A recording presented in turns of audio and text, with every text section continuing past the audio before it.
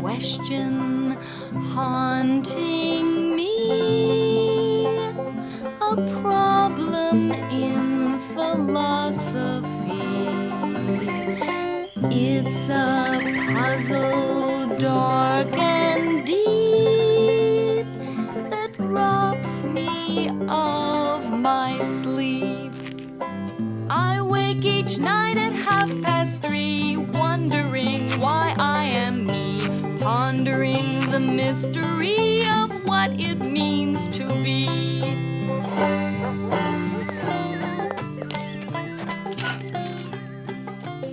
One day, I was invited by an eminent scientist to a demonstration of his latest invention. An amazing way of getting from anywhere to everywhere. Note the styling of the cabin. The scientist explained that it was a brand new form of transportation that would greatly benefit humanity.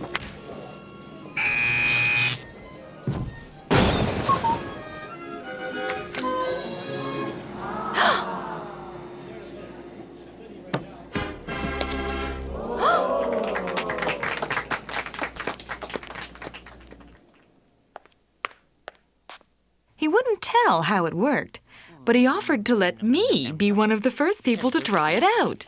I'll give you $10. His eagerness made me suspicious. I figured it was just a trick, using trap doors or mirrors or something.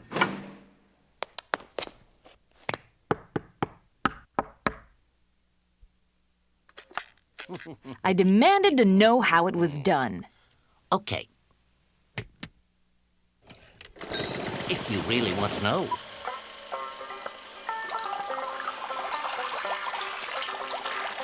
It's just a transmission based on the miracle of radio waves. In the first booth, we convert you, and in the second booth, you are reconstituted, just like your favorite breakfast beverage. I considered taking a ride, but I had the funny feeling there was still something he wasn't telling me. Finally, the scientist admitted that his explanation was not entirely accurate. The machine, in fact, merely analyzed the contents of the first booth, then sent a description of it to the second booth, where a copy was created. The contents of the first booth were then destroyed. So, want to take a ride? I asked the scientist why it was necessary to destroy someone. Num, num, num, num, num. He pointed out that if this mode of transportation became commonplace and the contents of the first booth were not destroyed, the world would be filled with unwanted replicas of everyone. Traffic jams, trying to find a parking space. It seemed immoral that a person would have to be destroyed just to take a trip. No. The scientist asked if I would care as much if it was the copy rather than the original that was destroyed. He claimed that it was no more immoral to make a copy and then destroy it than to simply not make a copy in the first place. But that makes no sense. Everyone ends in the place they started. See what I mean? It made no moral difference whether you destroyed the original or the copy, since they were identical. But it made more sense to keep the copy, since that had a point. It's perfectly moral. It takes people where they want to go. Again, he invited me to go for a spin. I decided to turn the tables and suggested that he take a ride first. The scientist boasted that he'd ridden the machine hundreds of times and still felt fit as a fiddle. I dared him to demonstrate. Okay.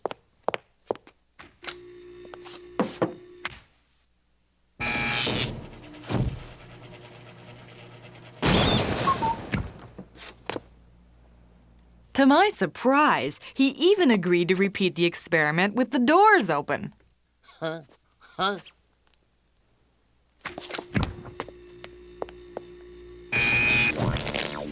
Oh.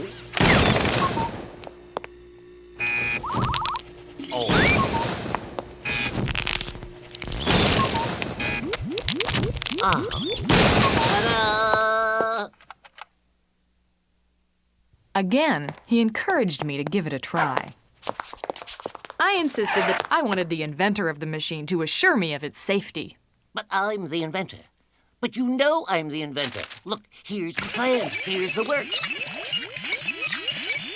I, however, insisted that he was a forgery, merely a copy of a copy of a copy of the inventor, and that in my opinion, the original had long since ceased to be.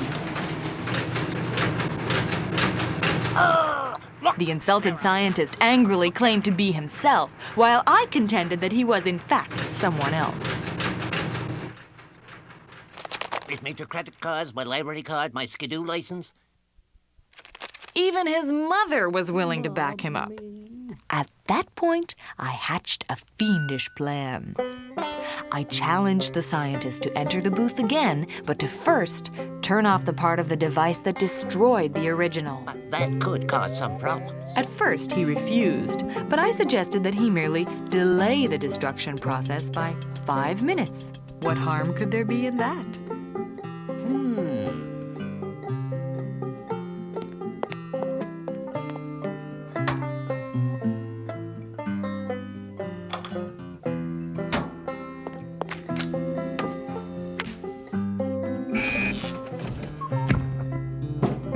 A few seconds later, 2 identical scientists emerged.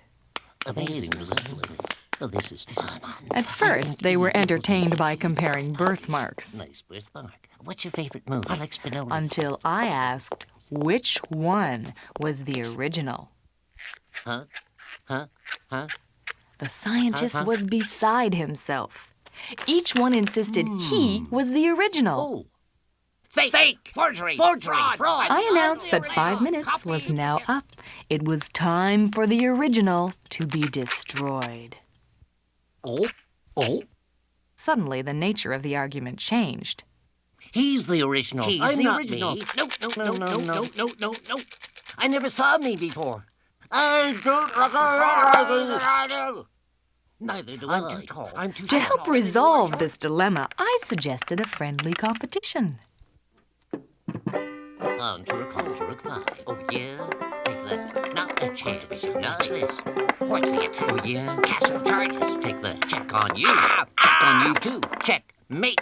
Aha! Oh. To the booth, buddy. I quickly pointed out that it was more likely that the winning scientist was the original and could defeat a mere copy. So you get in there, smart guy.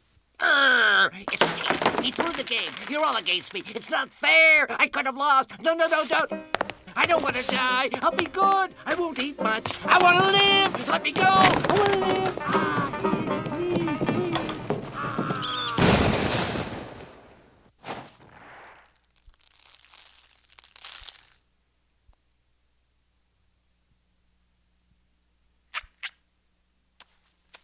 The remaining scientist no longer insisted that I ride in his machine.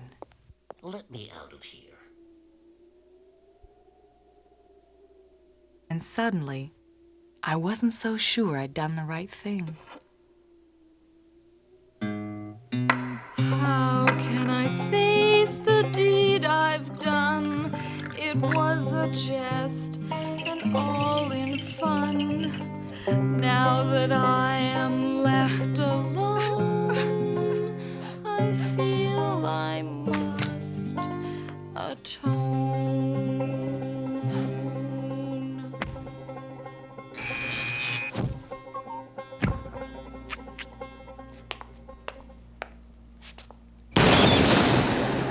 The original me was gone, and I was now a guiltless copy. Brand new me, brand new day. No more last month's bills to pay. They were owed by another me, and she has ceased to be. Bluebird sitting on my head. Aren't you glad my old one's dead? Hello, brook. Good morning, tree. I've just begun to be. What's this body I am using? When I die, will I be losing everything that I'm now choosing to be or not to be? A simple fact, sad but true. Nothing's fun unless it's new. That's why we take turns to see what it's like to be.